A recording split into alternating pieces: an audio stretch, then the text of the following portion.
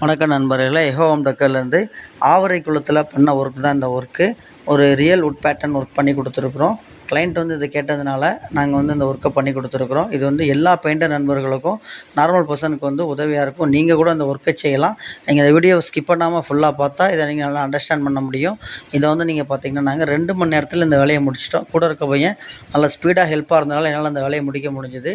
இதுக்கு base code பார்த்தீங்கன்னா நாங்கள் ஏஷியனில் லேசி ப்ரௌன்ற கலர் அடித்து இந்த வுட் பேட்டர்ன் போடுறதுக்கு பிளாக்கு வித்து ரெட்லேயே நாங்கள் லிக்விடாக வச்சு இந்த வுட் பேட்டர்ன் போட ஆரம்பிச்சிட்டோம்.